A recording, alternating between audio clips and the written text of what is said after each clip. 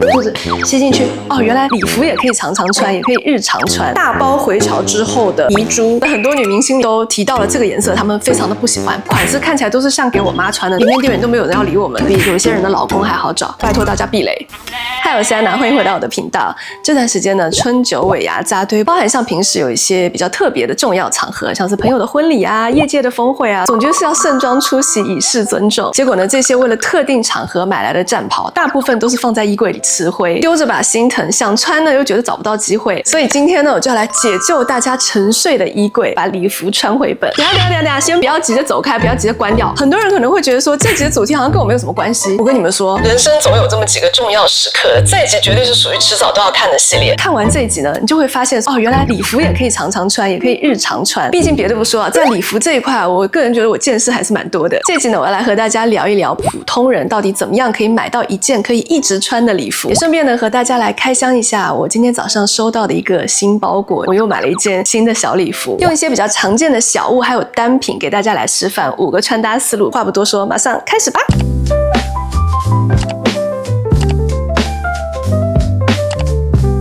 大家说到礼服，通常脑海里会浮现出什么样的画面？超大的裙摆、重工的定珠，这类大家常常在红毯上看到的礼服，我把它定义为是大礼服。这类大礼服呢，我们普通女生可以穿到的场合，大概率就是婚礼吧。我个人觉得，除非你想要收藏，要不然这一类大礼服几乎是没有购买的必要，因为它收起来真的是有点麻烦，照顾上呢也很费心。不要问，问就是我有买。我觉得租真的是会更合适一点，比买要划算太多，不用照顾，而且你用租的就可以穿到时下最流行最新的款式。除了大礼服之外，还有一类礼服，我把它称为是小礼服，像是商务晚宴啊、尾牙啊、朋友婚礼啊、春酒啊、重要的约会啊，大家会想到要穿上身的那一类战袍，我觉得都属于是小礼服的范畴。那如果大家想要入手礼服呢，这一类小礼服就是蛮值得投资的对象。到底什么样的衣服值得买？这件衣服可以穿着的场合越多，就越值得买。所以呢，我觉得为了某一个场合特别去买一件衣服，就非常的不值得。哎，对了，就像此刻正躺在大家衣柜里的那件小礼服一样，到底怎么样让我们买回家的这些小礼服可以穿搭率高，日常也可以穿呢？但买的时候就要下功夫了。像我很喜欢那个牌子叫 Self Portrait， 这个牌子呢，它有非常多的小礼服，上衣跟下装设计好，看起来是一整套套装的那种感觉。那种小礼服其实看起来是蛮漂亮的，可是呢，你这样子的小礼服细节感非常的明显，因为是长袖嘛，一看就是那种秋冬款式的设计，就比较难在夏天去穿搭。在选择小礼服的时候，我自己首选的一个小心得呢，就是我会去选择夏天的款式，比如说是平口的啊，或者是那种细肩带的那种款式。这样子的小礼服呢，就可以透过穿搭，让整一个衣服呈现出不一样的风格。第二个小 tips 呢，就是在买的时候不要买那种风格特别固定的，像有些小礼服它是设计成那种挂脖子的，我自己是没有特别的喜欢，看起来让我想到肚兜。当然了，我觉得这是因为我个人的身材问题啦，因为我头比较大，然后身材呢也没有这么的窈窕，然后一穿之后就是一个被命运扼住喉咙的大头。不过这真的是属于我个人的喜好，模特身材你就随意，你们披布袋都好看。另外呢，还有一种是比较性感的设计，就比如说它是一个大 V 开到这边，或者整个大露背，又或者是这种材质特别的轻薄，包含像有一些是设计成那种睡衣风的，很多蕾丝啊材质，像我们正常在穿着那种睡衣的真丝。这类衣服呢，因为它的露肤度比较高，再加上它的材质非常贴皮肤，所以对身材的要求也会比较高。所以普通人在选礼服的时候，如果希望这一件礼服可以日常穿着，穿搭率高的话，这一类风格的礼服也最好把它避开。有一些小礼服为了凸显设计师的理念或者他的个性，会设计那种非常明显的花色，一整身超级大的花，或者很多的花，又或者是那种满版的亮片。还有一种就是带着时效性的流行元素，比如说今年是马年，你会看到很多的单品都印上了一只马，所以你明年的时候再穿那个马，那大家就说哦，那就是去年的马。这些衣服呢，都是属于记忆点太强了，记忆点太强呢，你穿1-2次，大家就会说，哎，你怎么又穿上一次的衣服？觉得你穿来穿去就这一件衣服，利用率就会直接砍半。第二点呢，避开肉色调，在我合作过的很多女明星里面，她们都提到了这个颜色，她们非常的不喜欢，不想要在重要的场合穿着这一类肉色调，肉眼看的时候会显暗沉，然后你上镜的时候呢，又会显得你很胖。黄色啊、卡其色啊，都属于我说的这一类肉色调，所以大部分正常肤色的亚洲女性，这个颜色拜托大家避雷。那以我们今天讨论的小礼服，想要大场面要高级，然后日常穿穿率要高的话呢，在颜色上去选择深蓝色、白色、黑色，绝对是不会出错的颜色。这些颜色里面，我最喜欢的小礼服的颜色就是黑色，我真的是属于那种看到小黑裙就一定会停下来多看2眼，一不小心就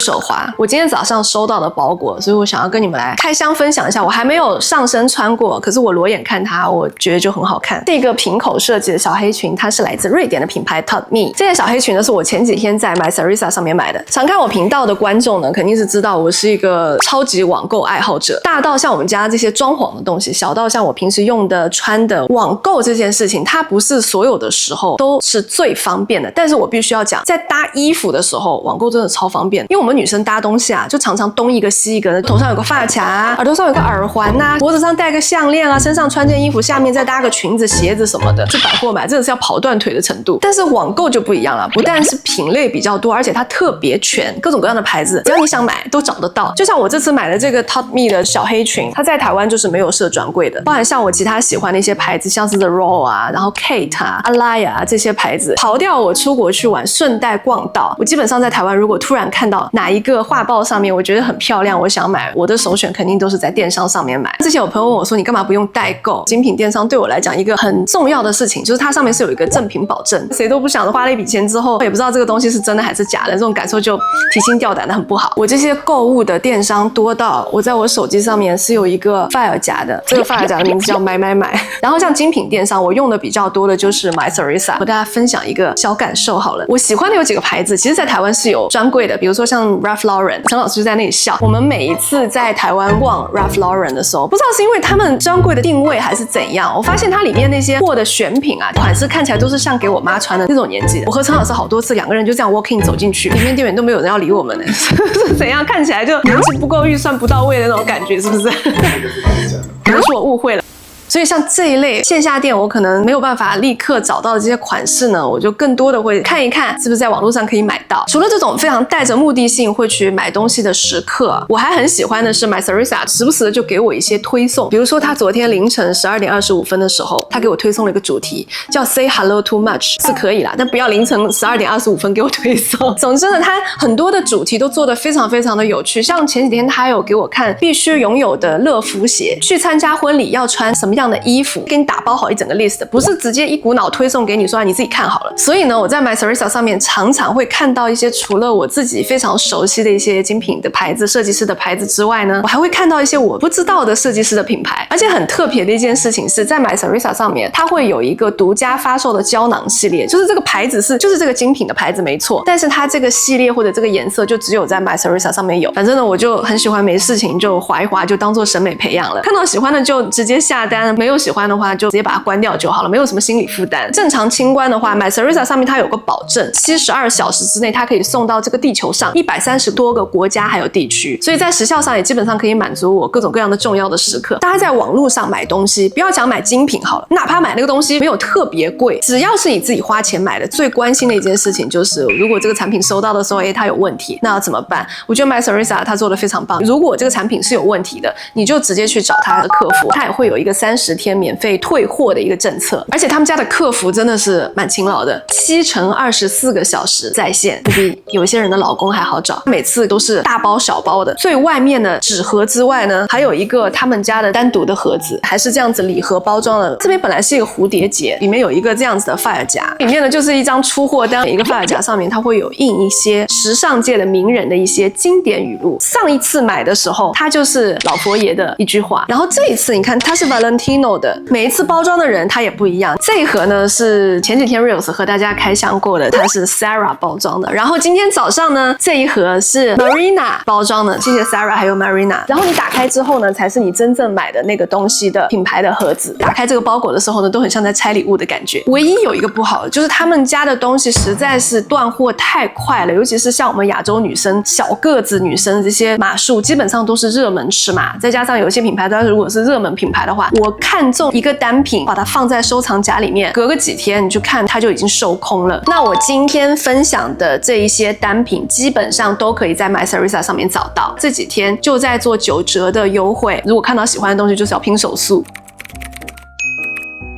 这前就有观众给我留言说想看一看安娜拥有的精品们，我这一集拿出来的很多的小单品跟这件衣服，我觉得我都把它归类在精品。像晚宴啊、商务会议啊这一类场合，对我来说都是带着比较明显的社交目的的。在这类场合里面，我挑选小礼服的一个很大的偏好就是首选精品或者大牌，因为社交场合嘛，大家的距离都会相对比较近一点点。这个时候你衣服的剪裁是不是合身，材质是不是够好，穿在身上会不会突然有哪些地方冒出一些我自己根本就不知道的小瑕疵或者小问题，这些状况都有可能会影响我当下的状态。像这件 Tommy 的小黑裙来讲，它整个材质是这种类似于像西装感觉的这一类的材质，还有剪裁都是属于比较经典的类型。如果你照顾得好的话，我觉得穿10年都不是问题。当然前提是我不要发胖。那这件 Tommy 的小黑裙我在 MySarisa 上面买的时候，当时它是没有打折的，它的价格是890欧。我这10年穿着下来，哪怕我1年只穿1次，我单次穿的成本也其实才89欧而已。这不单单是比租划算了，这比很多快时尚的品牌还要更划算。更何况如果聪明的穿搭的话，1年可以穿着的次数绝对是不止1次的。所以我个人认为这件裙子还是蛮值得投入的。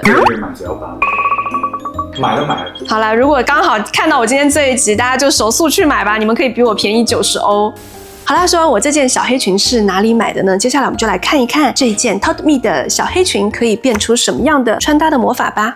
哇，我穿好了，侧面裤子吸进去。好，我现在上身了呢，应该就蛮明显的可以看出这一条小礼服它就是一个很简约的平口设计。因为我个人啊脖子没有很长，然后头也比较大，所以通常我在穿这一类小礼服的时候，脖子这边我是不太习惯再去用非常夸张的项链去做点缀，我更加喜欢的就是用耳饰去做整一个造型的亮点。就是因为这样子的小黑裙它足够简约，所以耳饰上不论是用金色还是银色还是珍珠去搭呢，整个造型都会显示出不一样的风格。